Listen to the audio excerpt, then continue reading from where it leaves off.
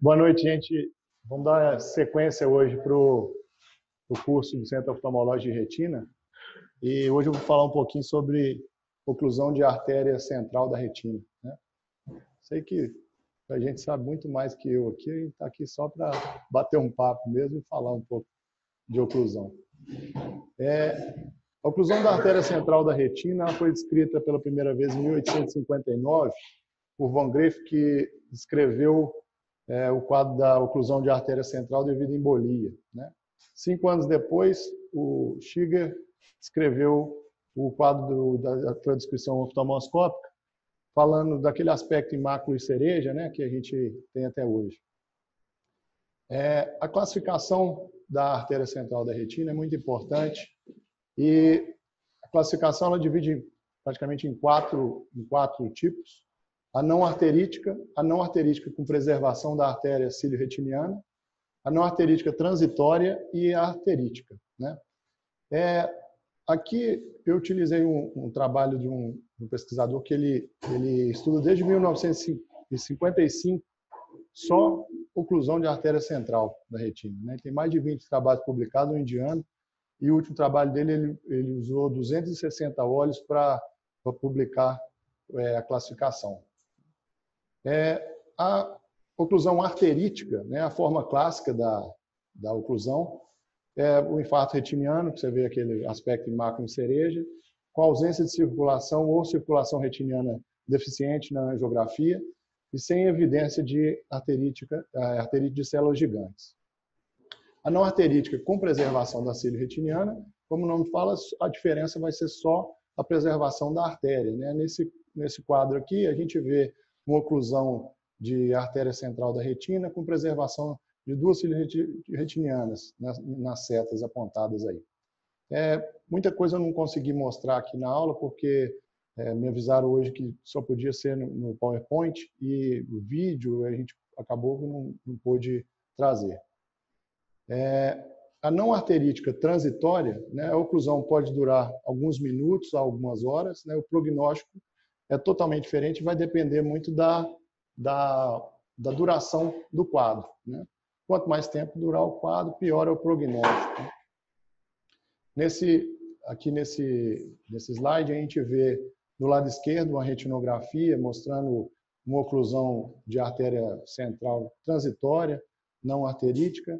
A gente vê vários exudatos algodonosos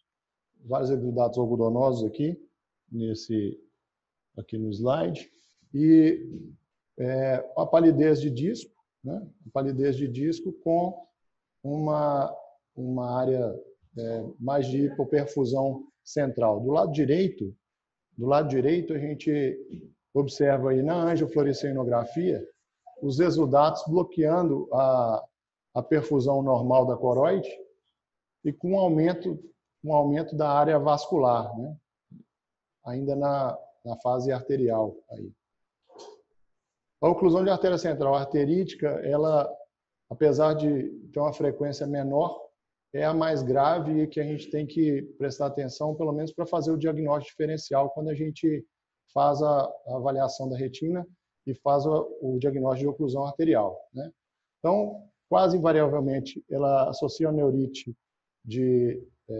óptica anterior, e os achados dela são semelhantes aos achados da oclusão clássica, né?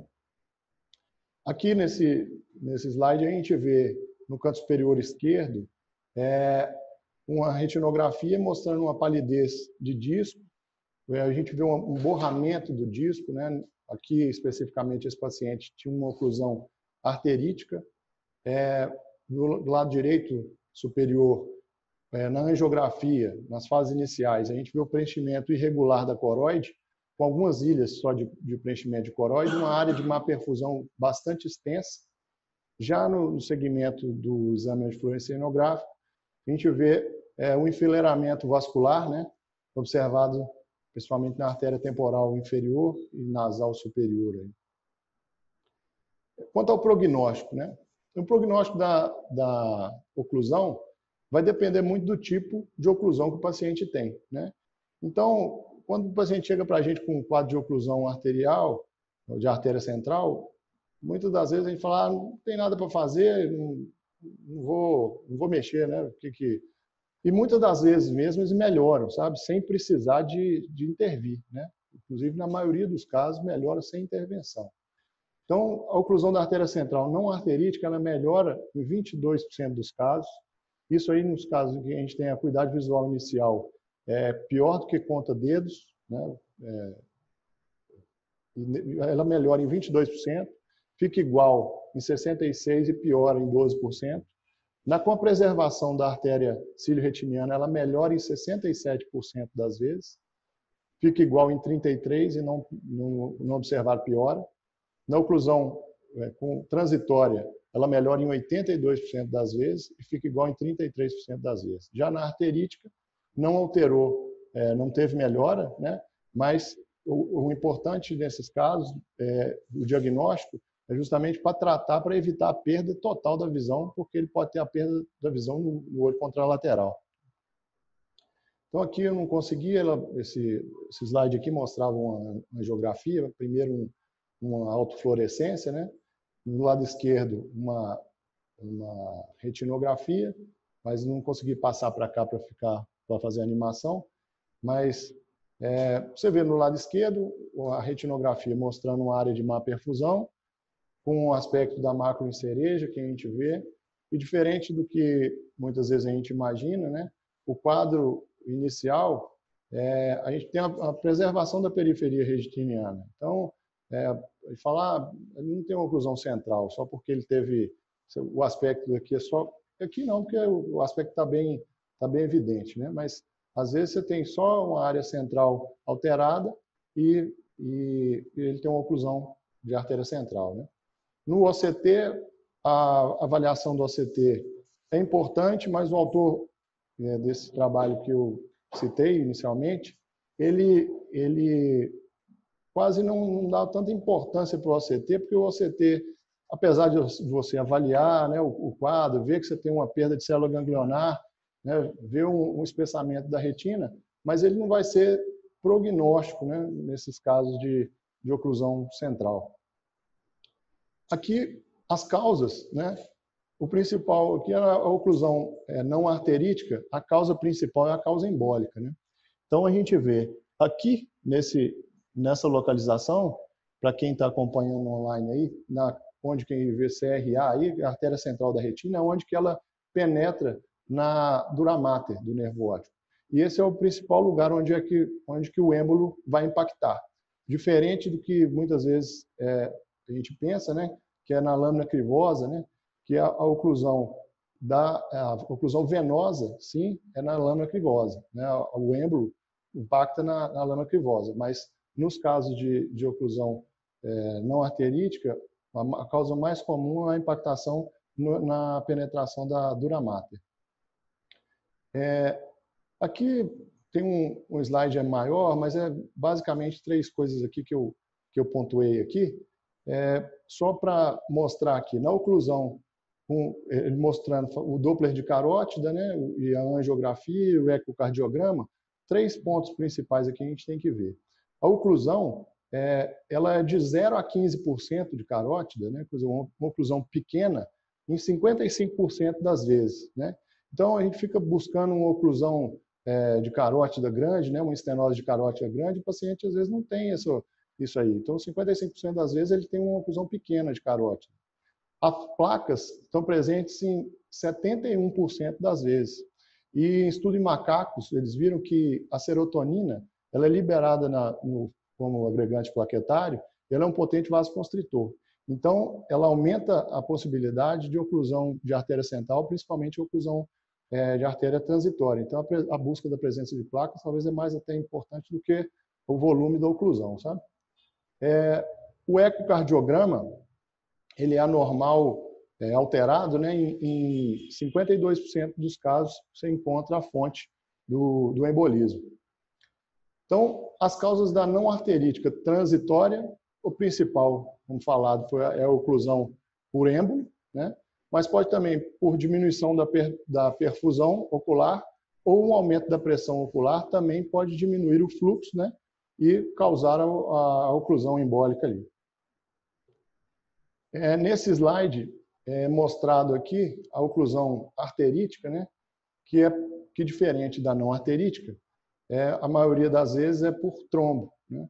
Então, mais uma vez, para quem está acompanhando aqui na aula dá para mostrar, mas para quem está online não dá para ver, mas onde está vendo superior, onde é que você vê PPS aqui, é o ponto de penetração aqui na dura mater, né? E o lugar onde que é formado a principal área de oclusão é justamente na bifurcação da artéria central da retina com a ciliar, né, com a artéria ciliar. Então, nesse ponto aqui que é formado, que é o principal de formação do trombo. E nesse aqui é que é onde que oclui mais por êmbolo na não arterítica. Então, aqui outras causas, né, de condição sistêmica, a gente vê alteração de colesterol, né, doenças da carótida, como embolismo, estenose significativa, serotonina, como eu falei, né, como vasoconstritor, diabetes, hipertensão, alterações cardíacas, que a gente tem que sempre buscar com a ecocardiografia, e as vasculites, né, que arterite de células gigantes e outras doenças autoimunes sempre tem que ser pesquisadas, né. Outras causas ainda, trombofilia, alteração hematológica, outras alterações como anemia falciforme, linfoma. Os procedimentos cirúrgicos, eu achei interessante aqui que injeção de gás, né, na cirurgia vitretiniana pode causar oclusão de artéria central. Injeção peri e retrobulbar, né, no caso da anestesia, entre outros, né, hemodiálise, Marfan e outras doenças que podem causar isso aí. Então, quanto aos sintomas, a gente vê o paciente com uma perda súbita da visão, que pode acontecer em qualquer período do dia, né? Ele apresenta trombos, ou seja, de origem trombo, por trombo, êmbolo ou diminuição de perfusão. E a história prévia de amaurose fugaz, isso é muito importante a gente avaliar também, perguntar para o paciente, porque muitas vezes a gente não pergunta, também o paciente não vai falar, né?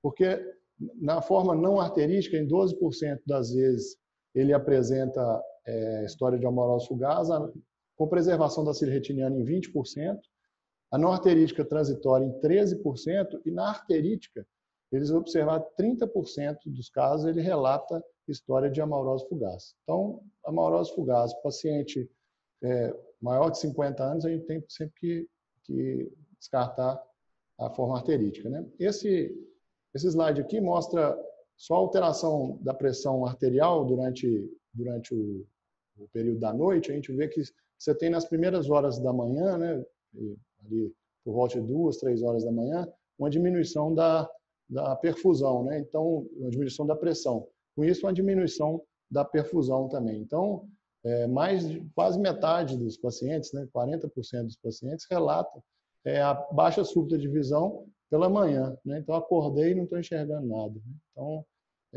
por aí que ele explica isso aqui. Então, o paciente, como eu falei, maior de 50 anos, história de amaurose fugaz, descartar arterite de célula gigante, né? Pesquisar isso aí. Outra queixa é a tonalidade arroxeada, né? Que muitos pacientes queixam, estou enxergando com tonalidade arroxeada, com borramento, isso aí refere à isquemia retiniana, né?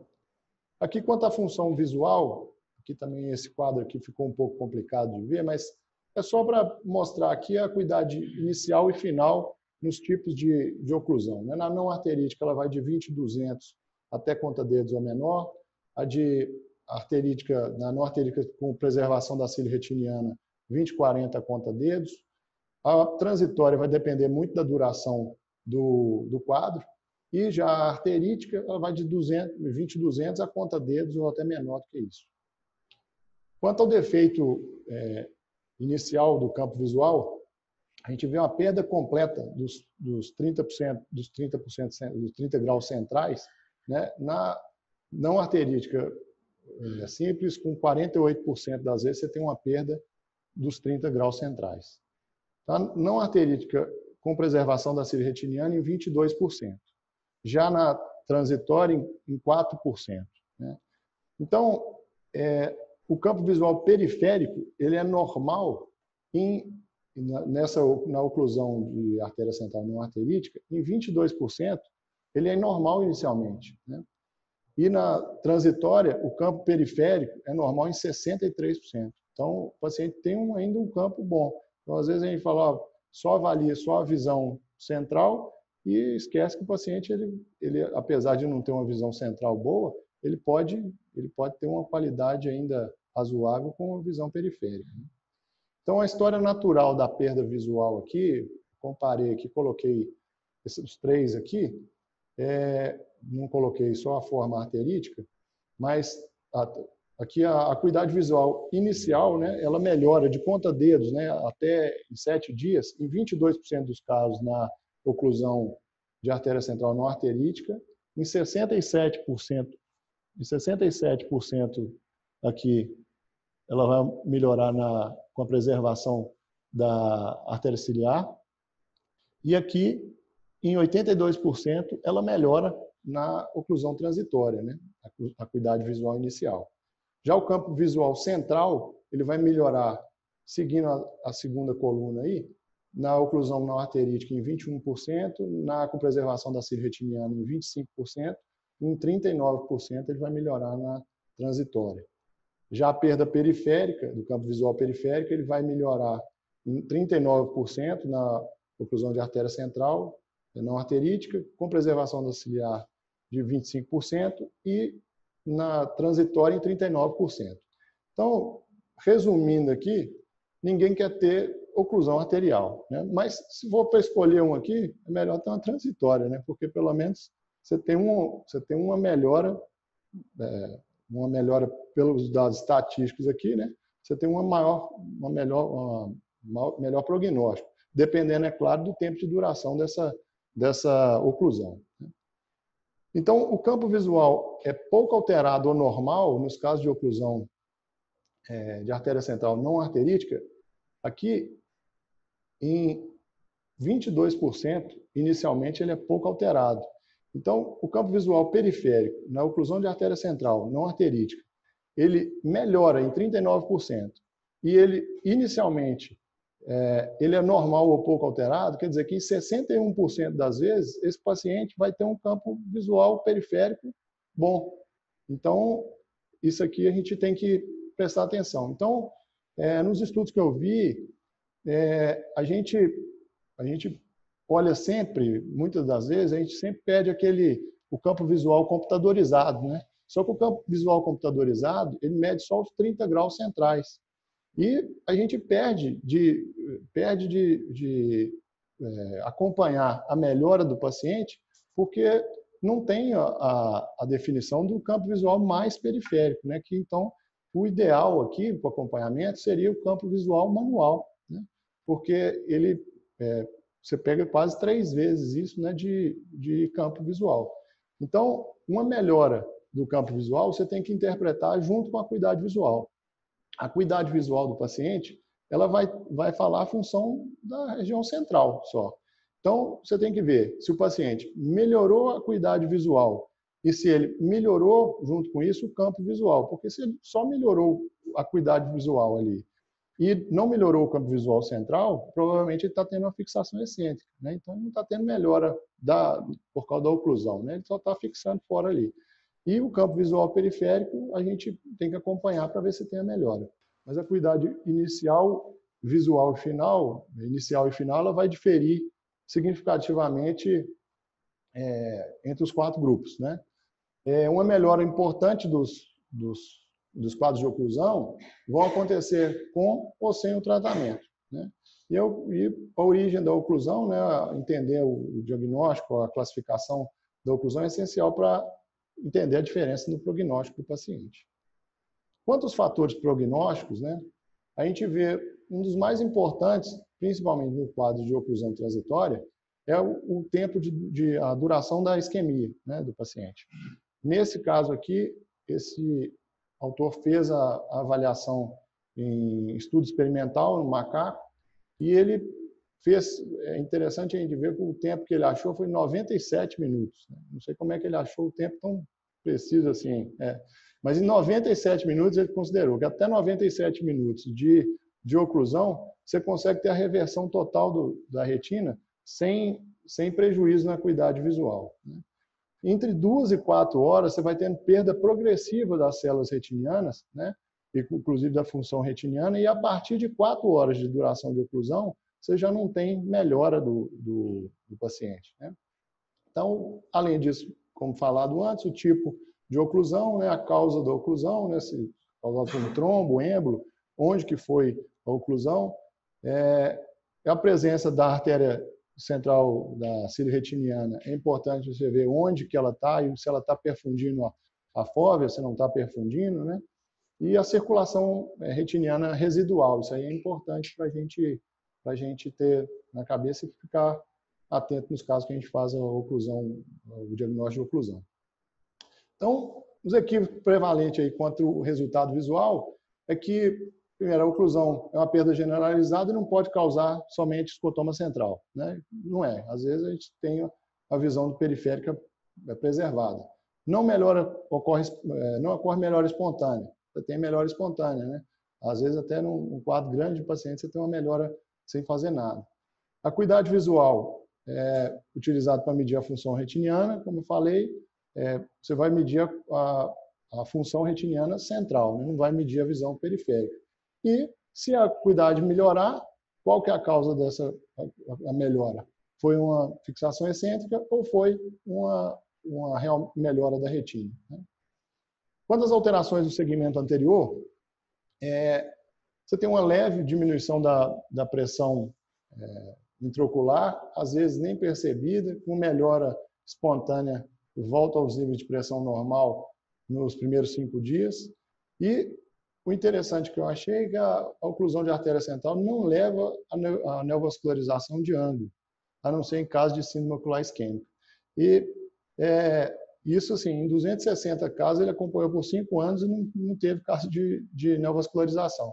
Então, a gente preocupa muito, né? Então, tem que prestar atenção nisso, principalmente no caso de oclusão venosa central, né? Que aí você pode ter um aumento importante da neovascularização de ângulo. Quanto à alteração em polo posterior, o outro erro é a aparência da retina tem que estar toda acometida para justificar o diagnóstico. Não, né? Então, como a gente viu lá, às vezes você tem a avaliação, você vê só no polo posterior e a retina periférica é preservada.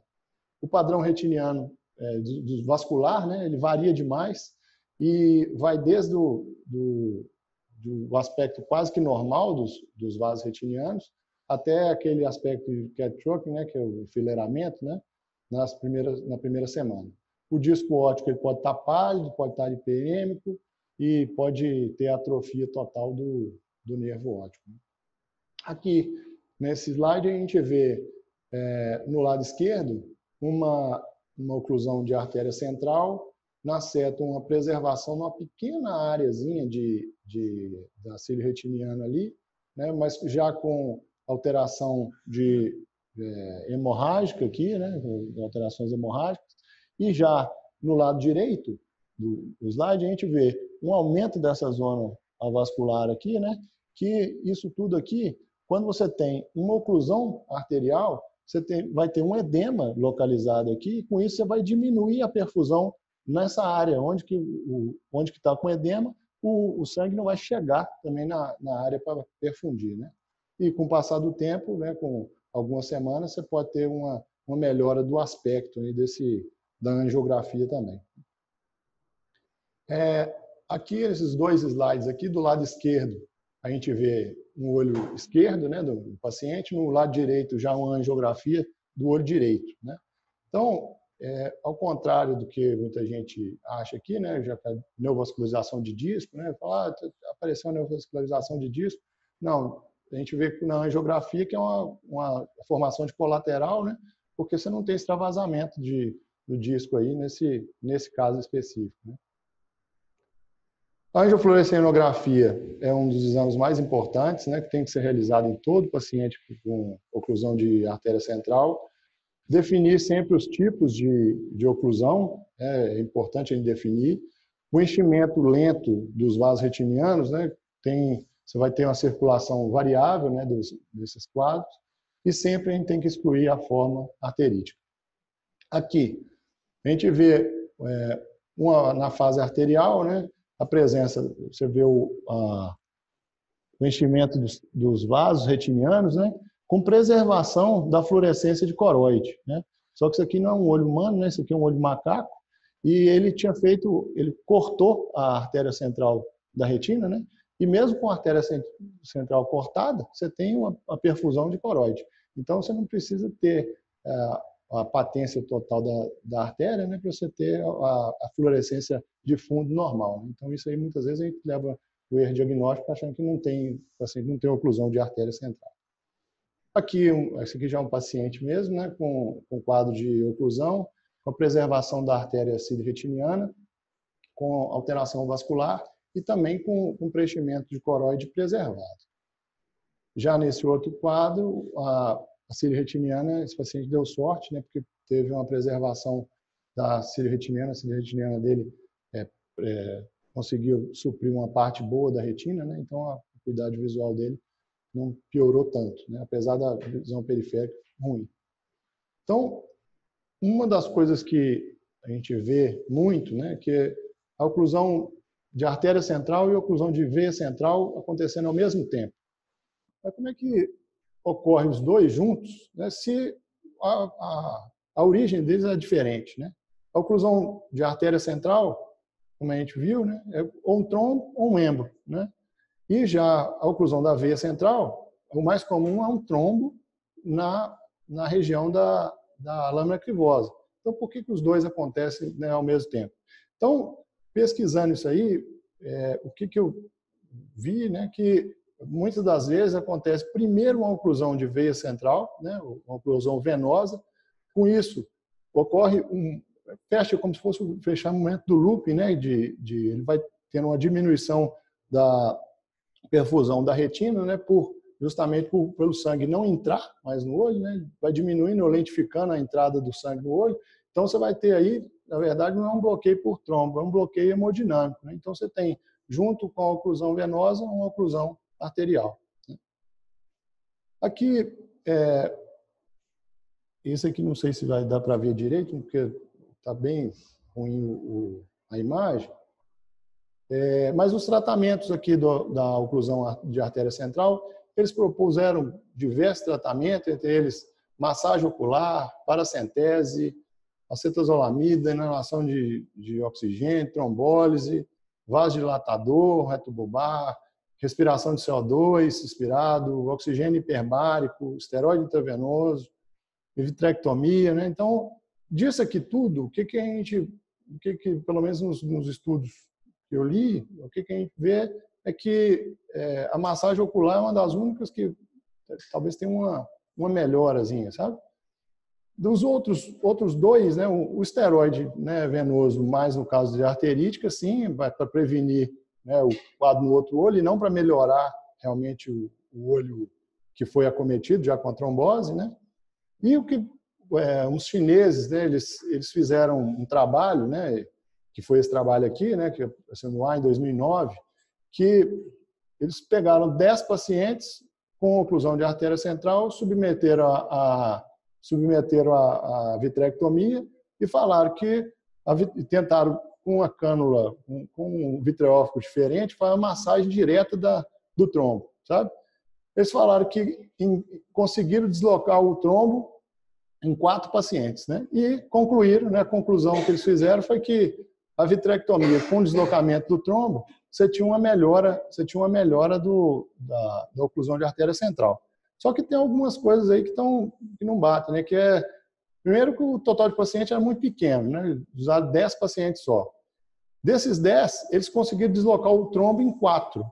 E dos que melhoraram a visão, 6 melhoraram a visão. Então, 6 melhoraram a visão e 4 só que deslocaram o trombo, a visão melhorou foi porque eles deslocaram o trombo, né? E, além disso, o tempo que eles utilizaram, né? Todo paciente, nenhum foi com menos de 24 horas de oclusão. Então, pelo aquele outro estudo lá, com mais de 4 horas, você já não tem benefício. Então, não sei se esse estudo é válido, né? Outro que ficou na moda um tempo atrás foi a trombose intraarterial, né?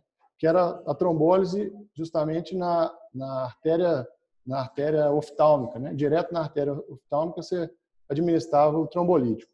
Então, esse estudo que saiu aqui foi em 2008, no hospital de referência, né, John Hopkins, e eles administraram em 21 pacientes, eles administraram o placebo, não fizeram nada, e em 21 pacientes eles fizeram a trombólise, né?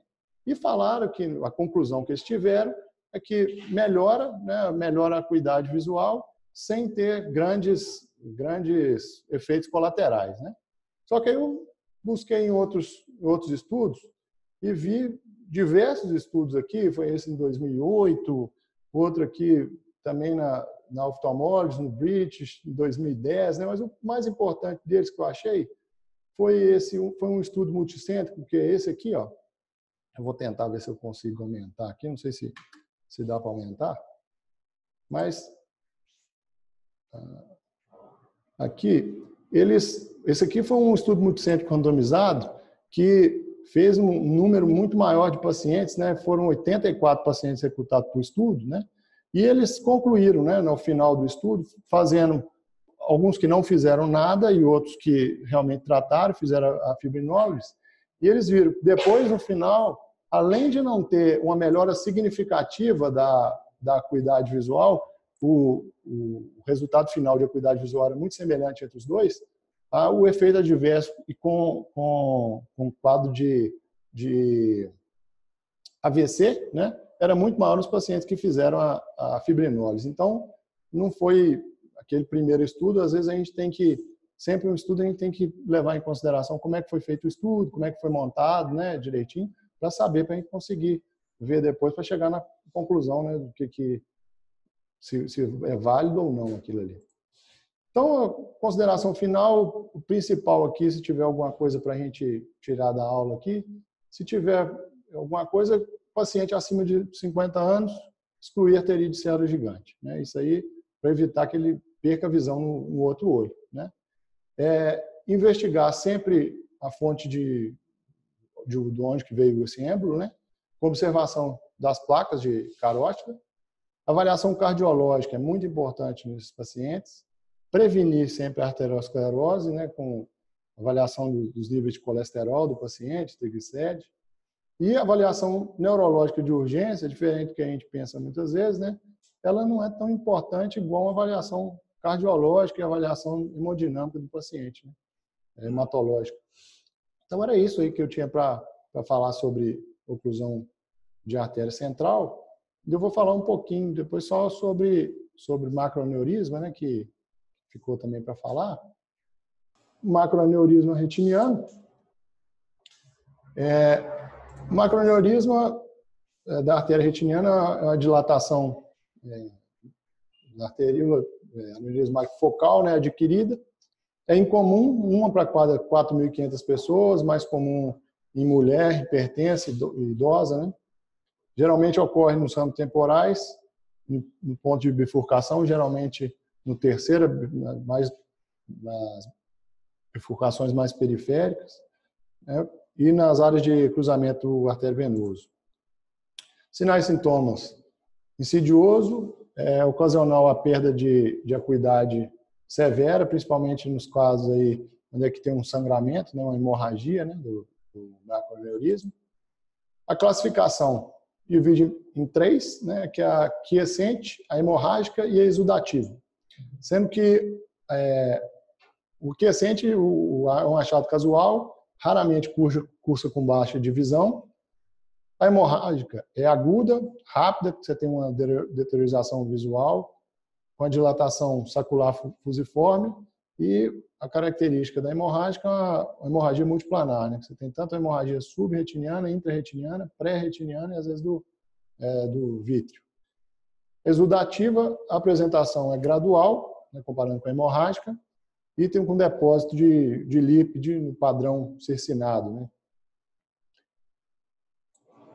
Aqui só um quadro aqui do lado esquerdo, a gente vê uma exudação central com o macroaneurisma, com a área de hemorragia subretiniana, e do lado direito uma angiografia mostrando a dilatação sacular, né, da retina, do macroaneurisma. Em 10% dos casos, você consegue ver pulsando, né, o macroaneurisma, no caso que você faz uma angiofluorescenografia dinâmica. Né? Então, a avaliação clínica é importante. O ultrassom é importante para a gente ver, principalmente nos casos que você tem uma hemorragia de maior volume, né, para ver se não tem um descolamento de retina associado, alguma ruptura. Né? A angiofluorescenografia, que muitas das vezes você consegue fazer o diagnóstico com a angiofluorescenografia, mas algumas vezes você não consegue, tem que fazer o diagnóstico diferencial. A endocianina serve também para o diagnóstico diferencial, nos quadros que você tem hemorragia antes dessa dilatação, né, do macroaneurisma. A endocianina ela tem uma penetração maior, né? O OCT, você consegue ver tanto a avaliação do macroaneurisma, que é a dilatação cítica, você consegue ver localizada com o quadro de hemorragia subretiniana. E o diagnóstico diferencial aqui, muitas vezes a gente acha que é fácil, né, fazer o diagnóstico de macroaneurisma, mas algumas vezes confunde bastante, né, principalmente com os casos de DMRI, né, polipoide, né, que a gente pode confundir. E então sempre avaliar o outro olho, né, do paciente para buscar ver se não tem drusas, né, outras alterações de DMRI que podem também cursar com hemorragia, né, dependendo do lugar onde é que o macroaneurisma está.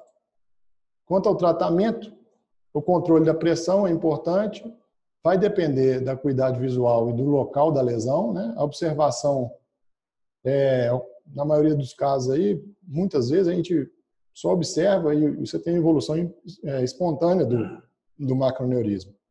O laser de argônio, você pode fazer o laser direto, indireto, limiar ou sublimiar, mas aí tem que tomar bastante cuidado quando for fazer o laser, né? Porque às vezes você tem um macroaneurisma, você vai fazer direto no macroaneurisma o laser, você vai provocar um sangramento ali e vai piorar a visão do paciente, né? Ele vai ficar chateado aí quando sair do consultório.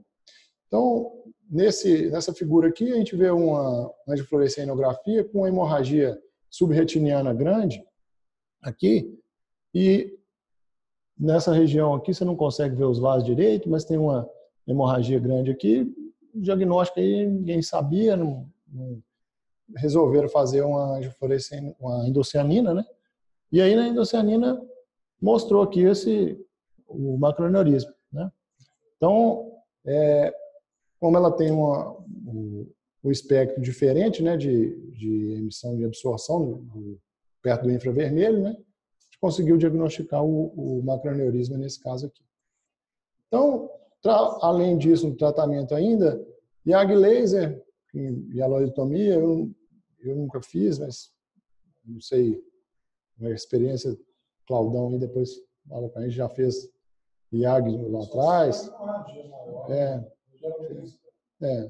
O gás intravítreco com sem plasminogênio, né? Esses casos, principalmente quando você tem uma hemorragia importante aí submacular, né?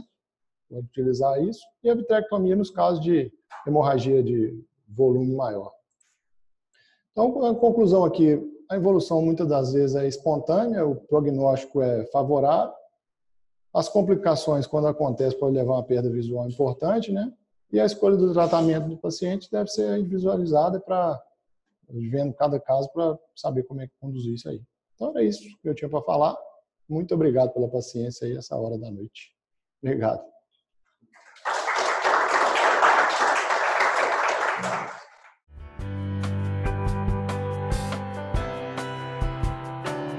Centro Oftalmológico de Minas Gerais, ampliando visões desde 1968.